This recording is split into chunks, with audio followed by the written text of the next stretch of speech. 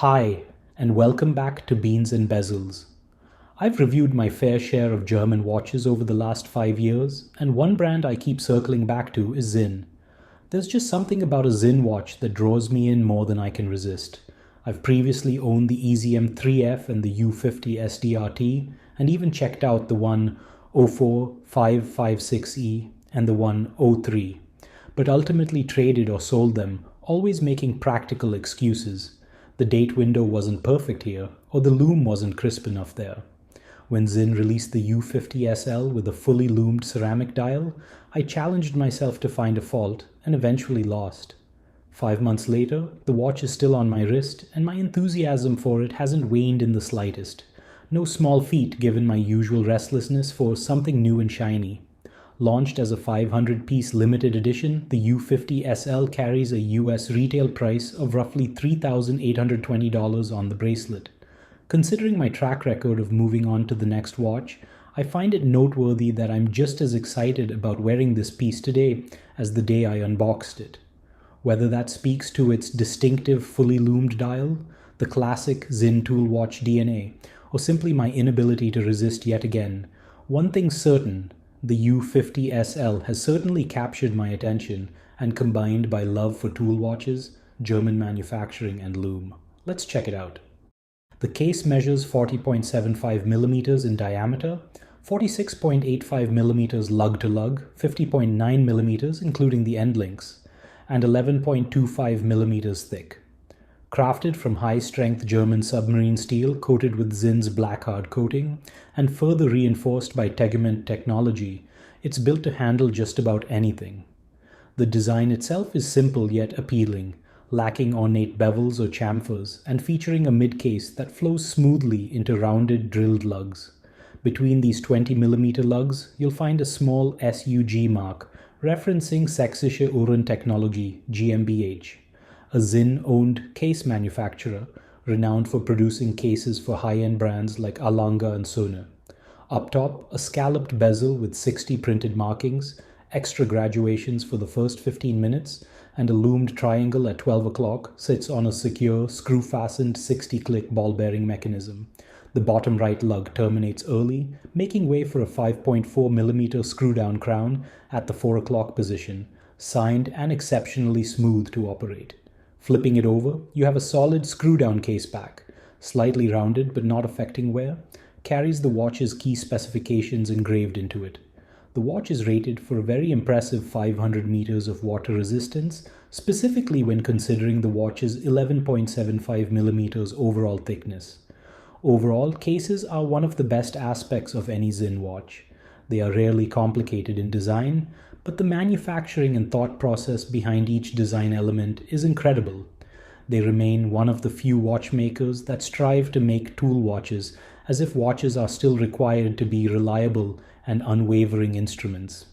The U50 SL has one of the most legible and straightforward dials I've encountered, and although it's high contrast, no frills design seemed like it might get dull. That hasn't been the case at all.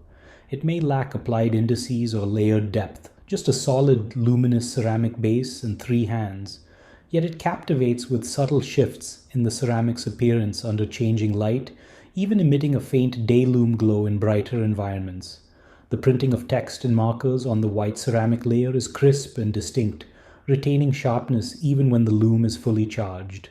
The black hands, by acting as negative elements on this fully loomed dial, stand out perfectly for quick reading. While the dial may appear a bit boring at first glance, my experience over 4 months has been anything but, and I found it particularly challenging to capture its unique qualities in photographs or videos. As I already mentioned, the standout element of the Sinn U50 SL is its fully luminous dial, crafted as a solid block of hybrid ceramic luminous material rather than layered luminous paint.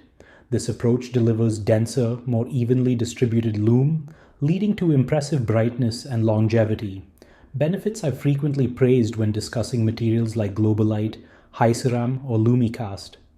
The dial's ceramic base also imparts an almost enamel-like appearance at certain angles, giving it a refined aesthetic alongside its practicality. In terms of performance, the lume glows powerfully throughout the night, making legibility a non-issue and sure to please any lume enthusiast. In fact, compared to some of my best loomed watches from Ming and Christopher Ward, the U50 SL emerges on top, thanks largely to the expansive luminous surface area. The Sinn U50 SL runs on a top-grade Sellita SW 300-1 movement, which has become one of my favorite off-the-shelf calibers in the sub-$5,000 range. It's slim, highly reliable, and offers a satisfying winding experience, unlike its more mediocre sibling, the SW200. However, at nearly $4,000 USD, I do wish Sinn would offer a chronometer-certified variant for tighter accuracy. For example, Christopher Ward offers chronometer SW300 in their 1850 plus range watches. While they do regulate these premium grade movements decently, often averaging at around plus or minus 10 seconds per day, it's not especially impressive given that brands like Tudor achieve tighter tolerances in a similar price bracket.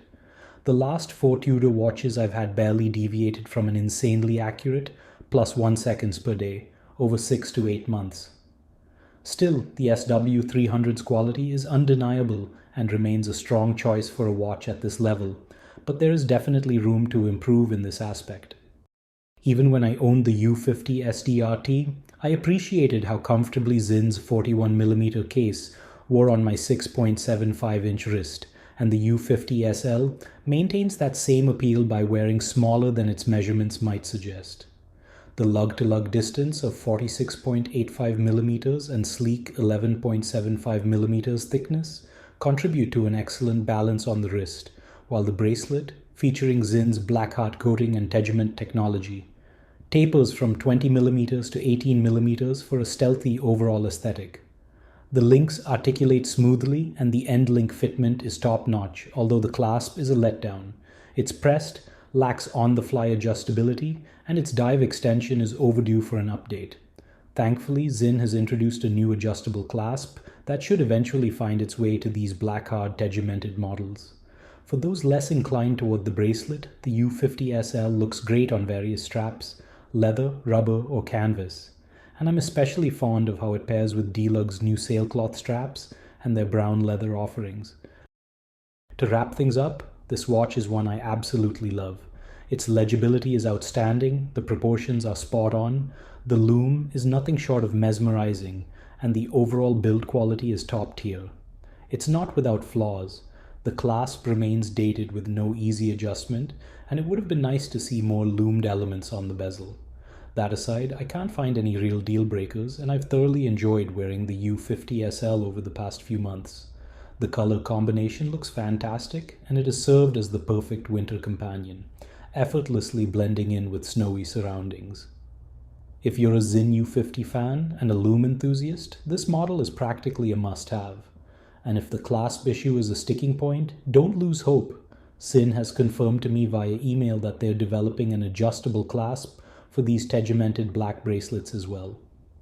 As always, thanks for watching, and I would greatly appreciate if you subscribe to this channel if you haven't already.